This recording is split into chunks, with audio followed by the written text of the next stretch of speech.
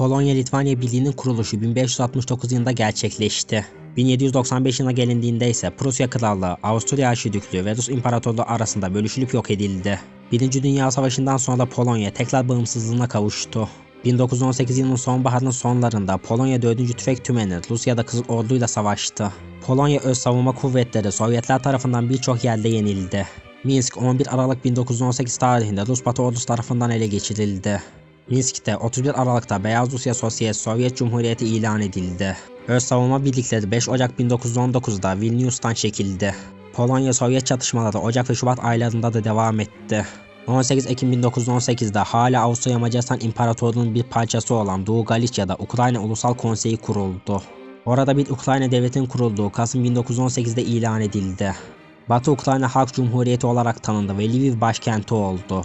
Rusya ile ilgili siyasi kaygılar nedeniyle Ukrayna'nın girişimleri İtilaf güçlerinin desteğini sağlayamadı. Lviv'deki önemli binalar 31 Ekim 1918 tarihinde Ukraynalılar tarafından ele geçirildi. 1 Kasım'da şehrin Polonyalı sakinleri karşı saldırıya geçti ve Polonya-Ukrayna savaşı başladı. Lviv 22 Kasım'dan itibaren Polonya kontrolü altındaydı. Nisan ve Haziran 1919'da General Józef Haller'ın Polonya Mavi Ordusu Fransa'dan geldi. 67 binden fazla iyi donanımlı ve yüksek eğitimli askerden oluşuyordu. Batı Ukrayna Halk Cumhuriyeti Polonya-Ukrayna Savaşı'nda yenildi ve Doğu Galicia Polonya yönetimine girdi. Polonya'nın devlet başkanı Józef Piłsudski, Polonya'nın sınırlarının olabildiğince doğuya doğru genişletilmesi için doğru zaman olduğunu düşünüyordu. Şubat ayında Polonya birlikleri Sovyetlerle yüzleşmek için doğuya doğru yürüdü. İlk olarak Bereza-Karatuska Savaşı yaşandı. General Antoni Listowski liderliğindeki Polonya ordusunun 13-16 Şubat tarihleri arasında Beyaz Rusya'nın Byaroza yakınlarında yerel bir saldırı eylemi sırasında meydana geldi. Olay Polonya tarafının Kurtuluş Savaşı'nın ve Rus tarafının Polonya saldırganlığının başlangıcı olarak sunuldu. Şubat ayı sonlarında Sovyet batıya taarruz durma noktasına gelmişti. Düşük seviyeli savaş devam ederken Polonya birlikleri Neman Nehri'ni geçti. 5 Mart'ta Pinsk'i aldılar ve Lidan eteklerine kadar ulaştılar. Polonya-Ukrayna Savaşı'nda savaşırken Temmuz 1919'a kadar Polonya orduları Batı Ukrayna Halk Cumhuriyeti'ni ortadan kaldırdı. Nisan ayının başladığında Sovyet kontrolündeki Vilnius'a gizlice bir saldırı hazırlayan Piłsudski, Ukrayna'da kullanılan kuvvetlerin bir kısmını kuzey cephesine kaydırmayı başardı. 16 Nisan'da yeni bir Polonya saldırısı başladı. Piłsudski liderliğindeki 5000 asker Vilnius'a yöneldi. Doğuya doğru ilerleyen Polonya kuvvetleri 17 Nisan'da Lida'yı, 18 Nisan'da Novogrodok'u ve 19 Nisan'da Baranovic'i aldı.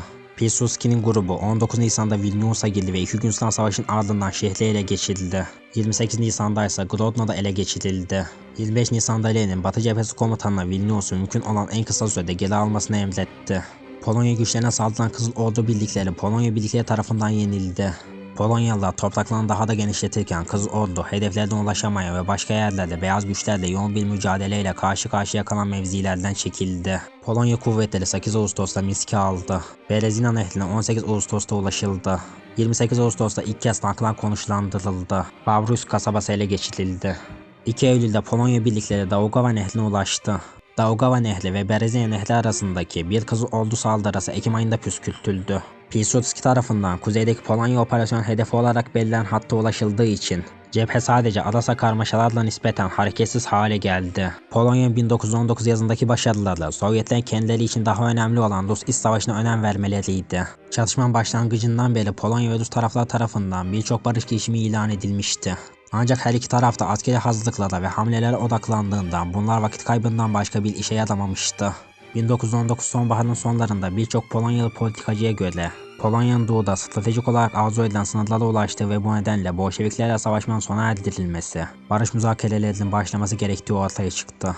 Barış arayışı aynı zamanda popüler duygulara egemen oldu ve savaş karşıtı gösteriler gerçekleşti.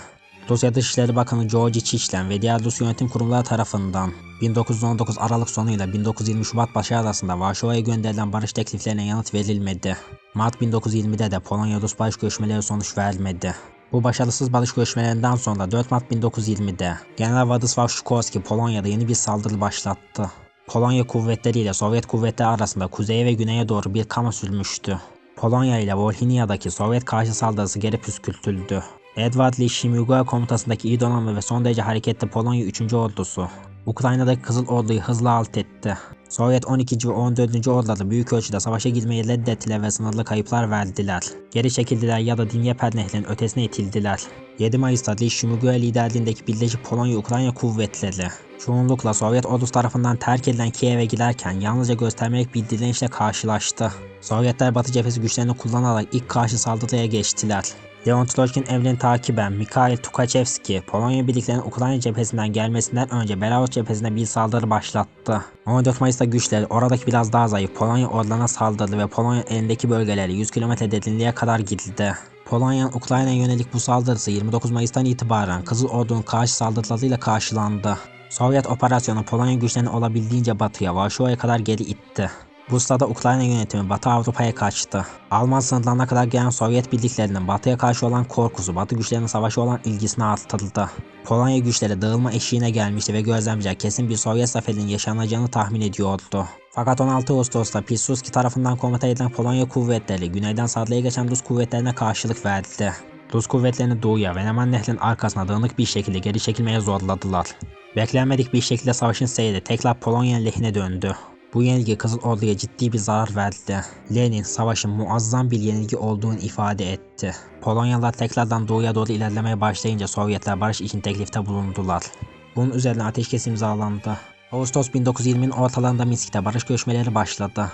Barış görüşmeleri sonucunda 18 Mart 1921 tarihinde Lig Antlaşması imzalandı. Polonya-Sovyet sınırı belirlendi. Belarus ve Ukrayna'daki tartışmalı bölgeler Polonya ve Sovyetler Birliği arasında paylaştırıldı. Fakat 2. Dünya Savaşı'ndan sonra Polonya'ya tahsis edilen toprakların çoğu Sovyetler Birliği bir parçası olacaktı. Polonya-Sovyet Savaşı sonucunda yaklaşık olarak 100.000 kişi öldü.